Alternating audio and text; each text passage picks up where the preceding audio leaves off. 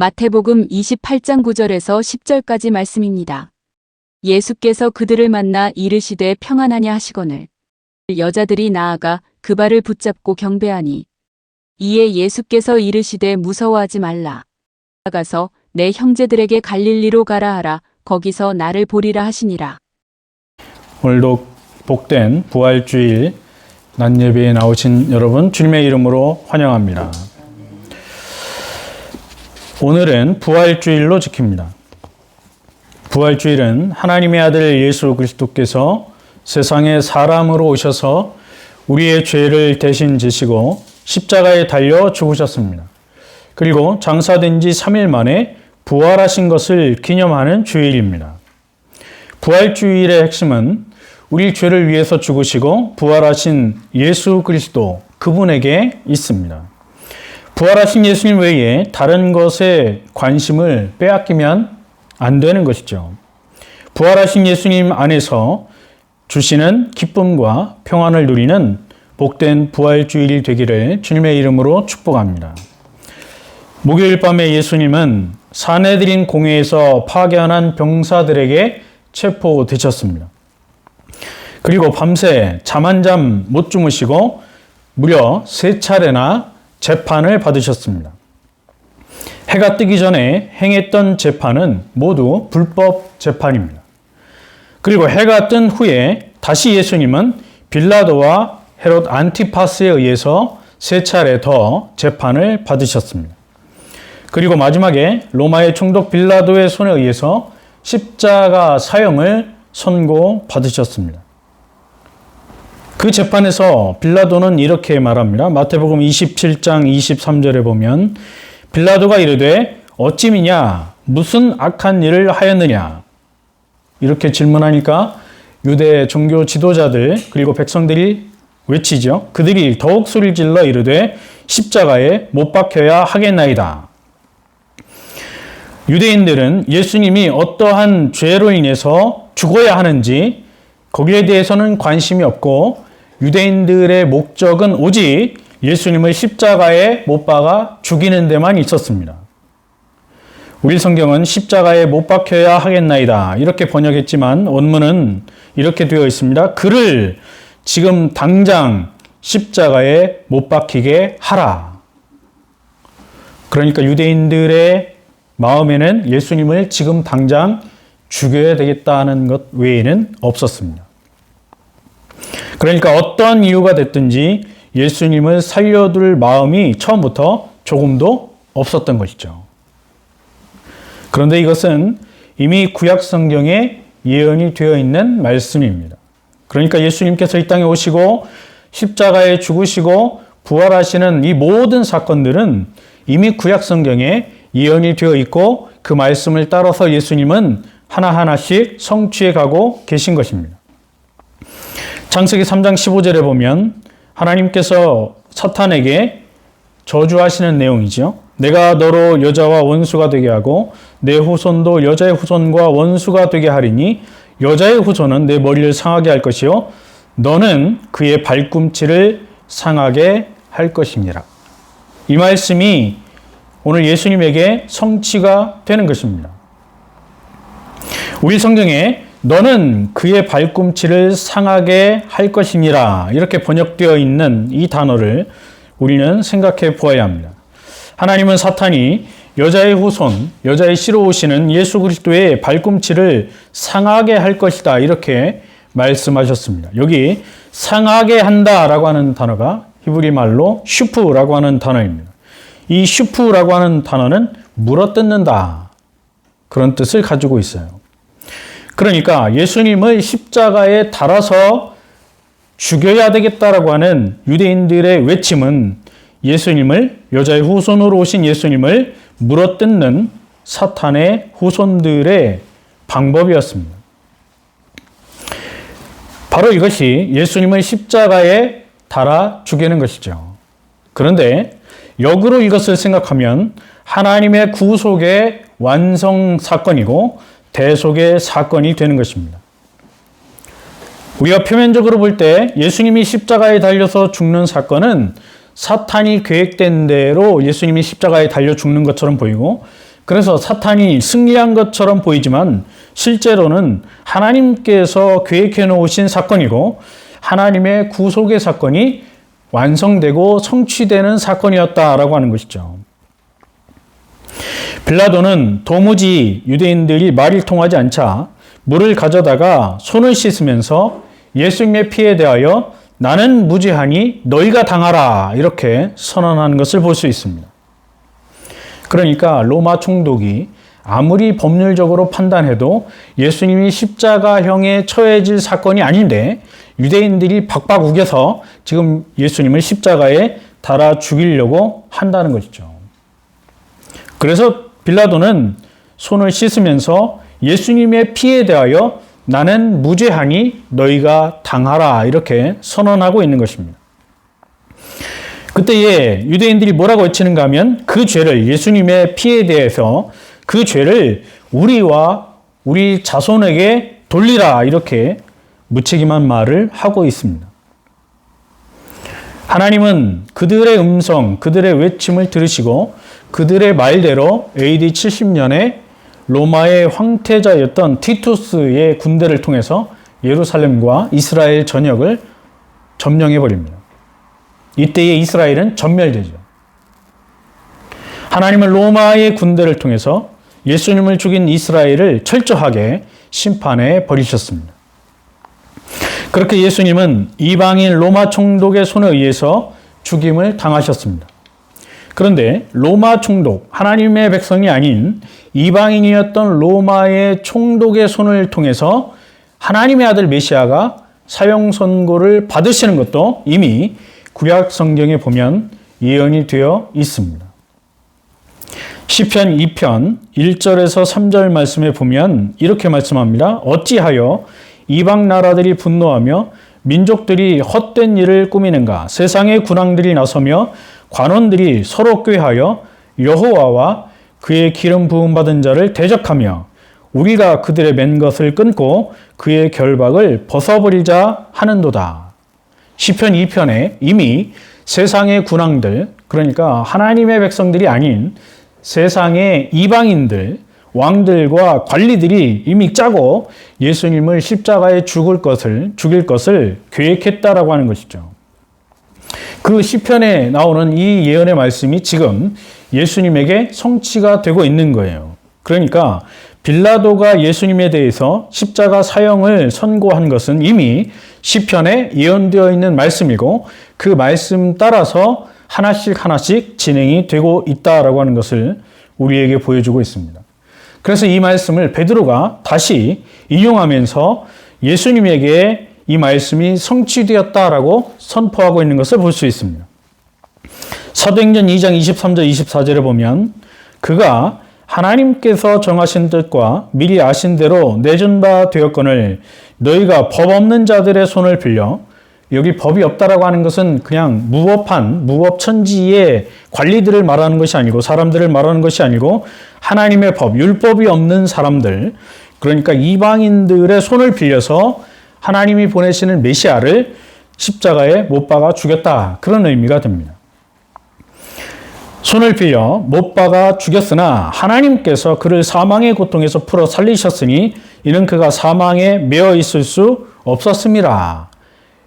하나님께서 다시 그 예수 그리스도를 살리셨다라고 하는 것을 증언하고 있는 것이죠. 예수님은 이렇게 강도들과 함께 십자가에 못 박히셨습니다. 그리고 예수님은 십자가에 달려서 다 이루었다라고 외치셨습니다. 우리 성경에 번역되어 있는 다 이루었다라고 하는 것은 헬라 원문을 보면 완료형으로 되어 있습니다. 원래 이 단어는 완전히 이루다, 완성하다, 성취하다 이런 뜻이 있어요. 그런데 사람들은 이런 뜻만 관심을 갖고 있어요. 완전히 다 이루었다, 완성했다, 성취했다. 그런데 이 뜻 말고 다른 뜻이 또 하나 있습니다. 무슨 뜻인가 하면 지불한다 그런 뜻이에요.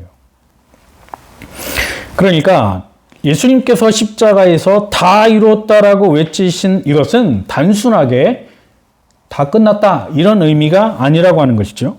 이것이 바로 예수님의 십자가 사건입니다. 예수님께서 십자가에 달려서 죽으신 것은 하나님께 속죄의 값을 온전히 지불하시고 구속을 완성하셨다 그런 뜻이에요. 그러니까 헬라어로 다 이루었다 이 단어에는 지불한다 그런 뜻도 있습니다. 하나님께서 원하시는 죄의 값, 죄의 싹을 예수님께서 자신의 목숨으로, 자신의 생명으로 다 지불하셨다 그런 말이에요.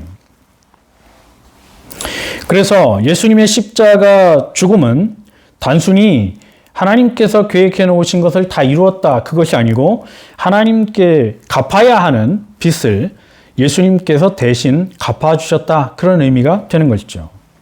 사탄 배상설이라고 하는 이론이 있습니다. 이것은 예수님의 십자가의 죽음과 보혈이 사탄에게 우리의 생명을 대신해서 배상한 것, 지불한 것이다 이렇게 주장하는 사상이에요. 그러니까 예수님께서 십자가에 달려서 죽으신 것은 우리의 죄, 우리의 생명, 우리의 죄의 값을 사탄에게 배상하기 위한 것이다, 지불하기 위한 것이다 이렇게 보는 주장입니다. 이것은 이단 사상입니다. 예수님께서 생명을 우리 대신 지불하신 대상은 사탄이 아니에요. 사탄이 아니고 하나님이십니다. 그래서 예수님께서 그렇게 처절하게 십자가에서 피 흘려 죽으신 것은 하나님께 대한 우리의 값을 지불하신 것이죠. 여기에 하나님이 아니고 사탄을 끼워 넣는 것이 이단 사상이라고 하는 것을 우리는 기억해야 합니다. 그 후에 아리마대 사람 요셉의 무덤에 예수님이 장사되셨습니다. 그런데 그 이후에 일어난 사건을 우리는 주목해야 합니다. 아리마대 사람 요셉이 빌라도를 찾아와서 예수님의 시신을 달라고 요구합니다. 그러니까 빌라도가 허락을 해주죠. 이 요셉이 자신이 샀던 새 무덤에 예수님의 시신을 장사하고 나서 어떤 일이 벌어지는가 하면 대제사장들과 바리새인들이 함께 빌라도를 찾아갑니다. 원래 이스라엘 사람들 예수님이 살고 있었던 그 당시에 종교 지도자들, 이스라엘의 그 정치, 종교 이런 것들을 살펴보게 되면 대제사장들을 배출하는 부류가 있어요. 대제사장들을 배출해온 부류는 사두개인, 사두개파입니다. 그리고 율법사들, 랍비들을 배출한 부류는 바리새인들이에요. 바리새인들은 내세를 인정하고 성경, 구약 성경 전체를 인정하고 장로들의 유전을 철저하게 지킨 사람들이 오늘날로 말하면 보수주의자들이죠.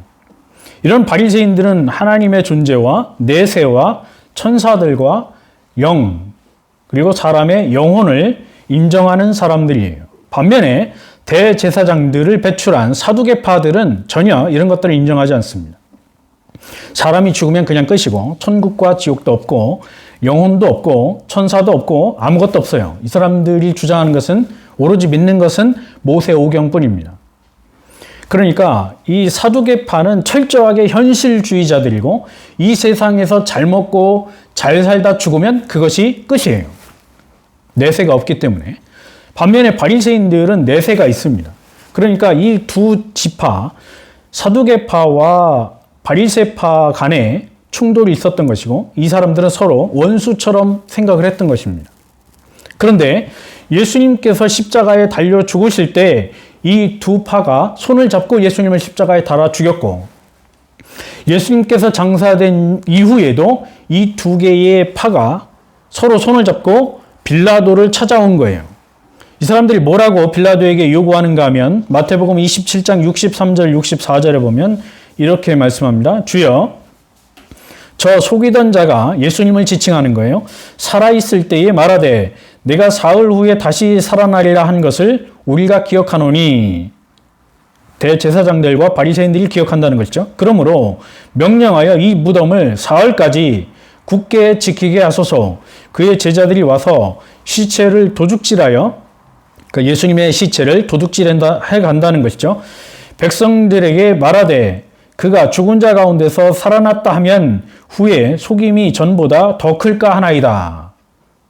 빌라도에게 와서 예수님의 시신을 훔쳐가지 못하도록 예수님의 제자들이 훔쳐가지 못하도록 철저하게 막고 봉인하고 지켜야 한다는 거예요. 왜냐하면 예수님의 제자들이 예수님의 시신을 훔쳐간 이후에 예수님이 부활했다고 거짓말을 퍼뜨리면 우리가 난처하다는 것이죠. 만약에 이 사람들이 대제사장들과 바리새인들이 예수님의 말을 믿지 않았다면, 부활하신다는 그 말을 믿지 않았다면 굳이 이렇게 빌라도를 찾아와서 요구할 필요가 없었다는 거예요. 신기한 일이죠. 예수님을 하나님의 아들로 인정하지 않고 예수님을 십자가에 못 박아 죽인 이들이 이제는 예수님이 부활할 것을 두려워해서 빌라도를 찾아와서 그것을 막아달라고 요청하고 있는 거예요.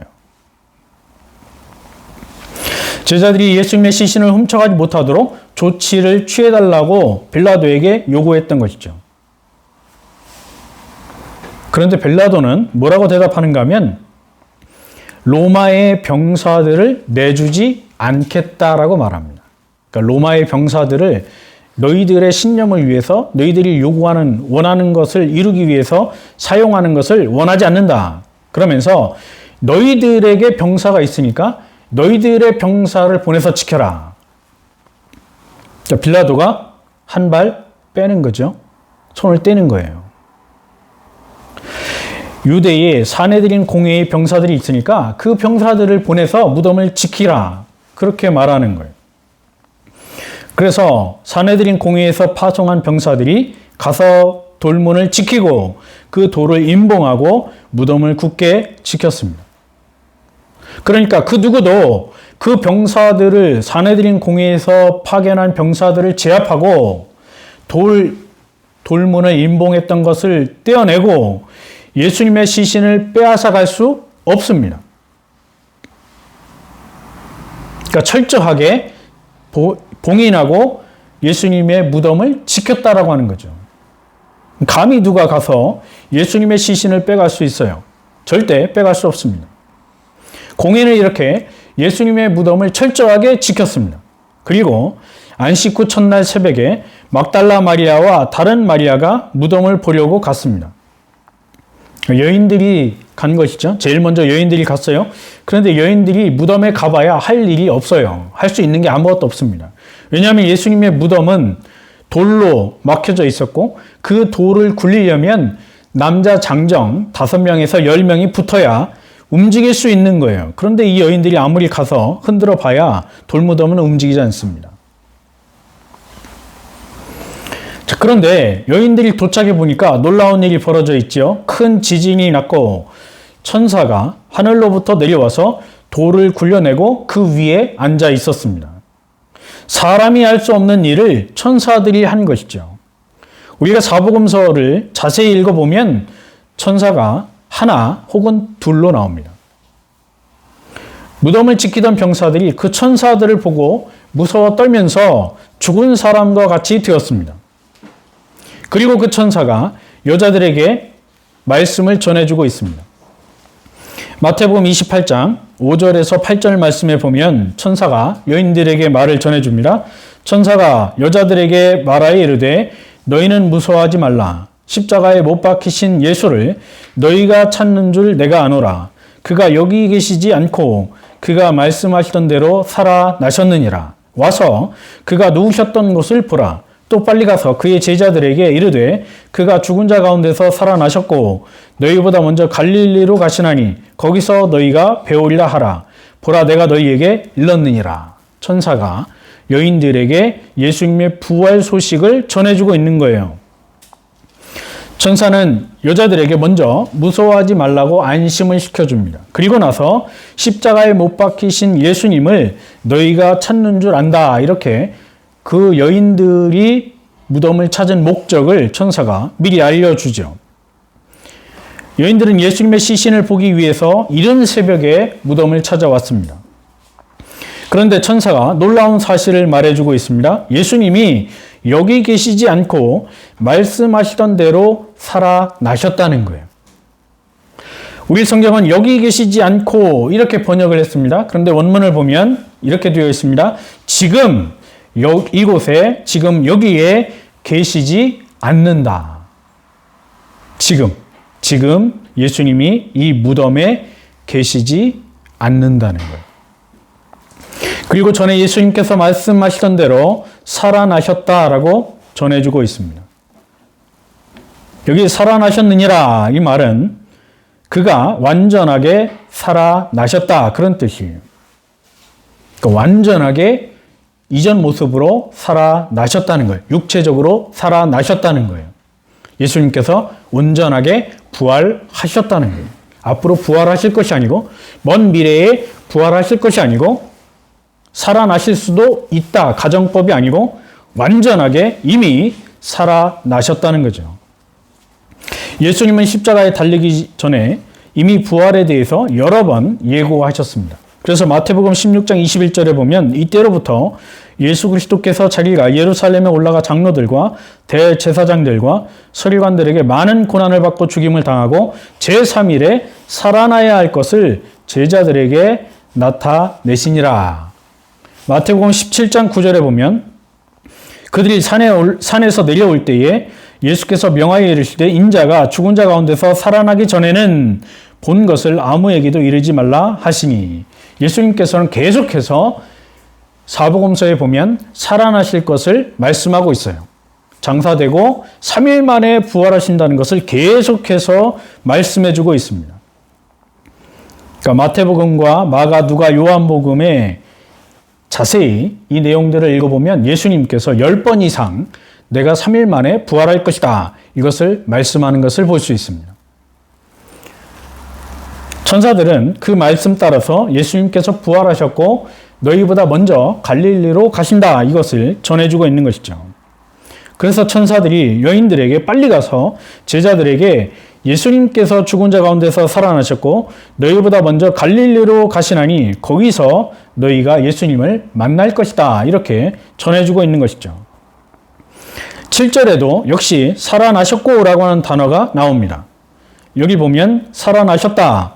이것이 에겔데라고 하는 단어로 되어 있어요. 이것은 그가 완전하게 온전하게 살아나셨다. 그런 뜻이에요. 그러니까 6절에 나오는 살아나셨느니라. 그리고 7절에 나오는 살아나셨고 똑같은 단어입니다. 똑같은 형태로 되어 있는 단어예요. 그러니까 예수님께서 분명하고 온전하게 육체로 다시 살아나셨다는 것을 두 번이나 강조하고 있는 것이죠. 예수님의 부활은 환상이나 거짓이나 속임수가 아니고 역사적인 사실이라고 하는 것을 말해주는 것입니다. 그러니까 예수님께서 육체적으로 부활하셨다는 것을 거부하거나 다른 이야기를 하거나 믿지 않는 것은 성경을 믿지 않는 것이 되는 거예요. 빈 무덤이 예수님의 부활을 증거하고 있고 천사들이 예수님의 부활을 확실히 증거하고 있습니다. 그래서 오늘 우리가 읽은 본문 말씀에 오면 9절 10절에 이렇게 말씀합니다. 예수께서 그들을 만나 이르시되 평안하냐 하시거늘 여자들이 나아가 그 발을 붙잡고 경배하니 이에 예수께서 이르시되 무서워하지 말라 가서 내 형제들에게 갈릴리로 가라 하라 거기서 나를 보리라 하시니라. 우리 성경은 번역을 예수님께서 그들을 만나 이렇게 번역을 했기 때문에 예수님께서 만나신 사람들이 예수님의 남자 제자들인지 아니면 새벽에 예수님의 무덤을 찾아온 여자 마리아 그리고 그의 동료들인지 헷갈리게 번역을 해 놓았습니다. 그러나 원문을 보면 그녀들을 만나 이렇게 되어 있어요. 그러니까 새벽에 예수님의 무덤을 찾은 여인들을 예수님께서 만나신 거예요. 그러면서 그 여인들에게 인사를 하시죠. 평안하냐. 우리 성경은 또 평안하냐. 그래서 마치 예수님께서 히브리인들이 인사하는 샬롬 이렇게 인사한 것처럼 착각하도록 번역을 해 놓았습니다. 그런 것이 아니고 원문을 보면 그냥 잘 있었느냐, 그동안 잘 있었느냐 이런 말이에요. 그러니까 예수님께서 십자가에 달려 죽으시고 장사된 지 3일 동안 이 여인들은 얼마나 예수님이 그리웠고 예수님이 불쌍했고 예수님을 슬퍼했을까요? 그것을 예수님께서 다 아신다는 거죠. 그래서 잘 있었느냐 이렇게 예수님께서 인사를 하신 것입니다. 여인들은 깜짝 놀랐습니다. 죽으셨던 예수님이 지금 그 여인들 앞에 서 계신 거예요. 여인들은 빈 무덤을 보았고 천사들을 만났습니다. 그러나 정작 부활하신 예수님 당사자는 보지 못했어요. 그러니까 절반은 의심하고 있었던 상태였죠. 그런데 그 여인들 앞에 예수님께서 직접 나타나신 것입니다. 그러니까 이 여인들이 이제 더 이상 예수님을 놓치기 싫어서 예수님이 또 떠나가든지 아니면 죽으실까봐 어떻게 행동하는가 하면 여인들이 예수님의 발을 붙잡습니다. 우리 성경은 그 발을 붙잡았다 이렇게 되어 있지만 원문을 보면 발이 복수로 되어 있습니다. 그러니까 예수님의 한쪽 발을 붙잡은 게 아니고 예수님의 양쪽 발을 다 붙잡은 거예요. 꽉 붙들고 예수님이 도망가지 못하도록, 사라지지 못하도록 여인들이 꽉 붙들고 있는 것입니다. 이것은 반가움의 표현이고 동시에 예수님이 다시 죽으시거나 잡혀가시거나 이제는 더 이상 예수님을 놓치지 않겠다라고 하는 결단이 나타나 있는 것이죠. 그러면서 예수님께 경배합니다. 그러니까 이제 예수님이 그 여인들을 안심시켜 주시는데 무서워하지 말라. 이 말은 내가 어디 안 가니까 더 이상 내가 잡혀가지 않고 이제는 내가 어디 끌려가지 않으니까 무서워하지 말라. 이렇게 안심해 주고 있는 말씀이에요. 그러면서 예수님께서 여인들에게 사명을 주시죠. 내 형제들, 예수님의 제자들에게 가서 갈릴리로 내가 가니까 거기서 나를 만날 것이다. 이렇게 전하도록 예수님께서 명령하고 있는 거예요. 자, 이것으로 보면 여인들이 예수님의 부활의 첫 증인으로 등장합니다. 예수님의 부활은 확실하고 분명한 사실이에요. 환상이거나 꿈이거나 아니면 제자들이 지어낸 얘기가 아니고 상징이 아닙니다. 예수님을 여인들이 만났고 예수님의 몸에 직접 손을 대서 예수님께서 부활하셨다라고 하는 것을 직접 눈으로 확인하고 손으로 만져서 확인했습니다. 예수님께서는 육체적으로 분명하게 부활하신 거예요. 이것으로 예수님의 부활은 그 누구도 거부하거나 부인할 수 없는 사실이라고 하는 것이 온 세상에 밝혀지게 되는 것이죠. 오늘날 알버트 슈바이처나 불트만이나 케제만 같은 역사적 예수학파 사람들은 예수님을 단지 한 인간으로 봅니다. 그러니까 예수님이 하나님의 아들이 아니고 그냥 인간이에요. 그래서 예수님은 부활하지 않았다 이렇게 주장합니다. 제자들이 꾸며낸 이야기나 환상으로 치부해 버립니다. 그러니까 우리와 똑같은 예수님은 인간이지 하나님의 아들이 아니라는 거죠. 그러니까 하나님의 아들도 아니고 우리와 똑같은 인간이 죽었는데 어떻게 부활하느냐? 그러면서 이것은 제자들이 꾸며낸 이야기고 제자들이 환상 속에서 본 것이다. 이것이 그렇게 우리가 유명하다고 알려져 있는 알버트 슈바이처 의사지요. 의사. 그 사람의 박사학위 논문입니다. 또 영지주의자들은 그리스도께서 인간 예수의 육체에 들어왔다가 십자가에 달리실 때 떠났다 이렇게 주장합니다. 그러니까 영지주의자들은 그리스도와 예수를 구분해요. 그러니까 우리나라도 신기하게 대한예수교 장로회가 있고 한국 기독교 장로회가 있죠. 기독교는 그리스도를 말하는 것이고 예수는 예수를 말하는 것이고 그래서 우리나라도 그리스도와 예수가 분리되어 있습니다. 영지주의자들이 이렇게 그리스도와 예수를 분리했습니다. 그러니까 그리스도는 하나님의 아들이고 말씀이고 로고스이고 예수는 그냥 인간 예수고 그런데 그 로고스이신 그리스도께서 예수님의 육체에 들어왔다가 예수님이 십자가에 달리실 때 떠나갔다. 이것이 영지주의 이단들이 주장하는 거예요. 그래서 예수님의 부활은 없는 거예요. 그들의 주장에 따르면 예수님의 부활은 없습니다. 또 자유주의 신학은 예수님의 부활을 영적으로 이해하거나 상징으로 해석합니다. 그래서 예수님이 역사적으로 실제 부활하신 것, 육체적으로 부활하신 것이 아니고 하나님을 잘 믿고 하나님의 말씀대로 실천하면서 살면 이웃 사랑하고 하나님 사랑하고 이렇게 살면 누구나 예수님처럼 하나님의 아들이 되는데 하나님의 아들이 되는 것을 부활이라고 주장합니다. 모두 성경과 다른 사상이지요. 우리는 이것을 예수님의 실제적 육체적 부활을 부인하는 기독론적 이단이라고 부릅니다. 예수님은 역사 속에서 실제 육체적으로 부활하셨습니다. 그리고 그 부활하신 예수님이 우리에게도 부활을 약속해 주셨습니다. 그래서 요한복음 11장 25절 26절에 보면 예수님께서 직접 친히 말씀하시기를 예수께서 이르시되 나는 부활이요 생명이니 나를 믿는 자는 죽어도 살겠고 무릇 살아서 나를 믿는 자는 영원히 죽지 아니하리니 이것을 내가 믿느냐. 이렇게 예수님 말씀하시죠. 그런데 예수님께서 하신 말씀을 잘 봐야 합니다. 나는 부활이요 생명이니 나를 믿는 자는 죽어도 살겠고, 우리 성경은 살겠고라고 번역을 했어요. 그런데 이 살겠고라고 하는 단어가 원문에 보면 미래형입니다. 그러니까 먼 미래에 다시 살아날 것이다 이런 말이에요. 그러니까 예수님께서 예수님을 믿는 사람들에 대한 부활, 예수님의 백성들, 예수님을 믿고 구원받은 하나님의 백성들, 성도들의 미래적인 부활을 예수님께서 선고하고 선포하고 있는 것이죠.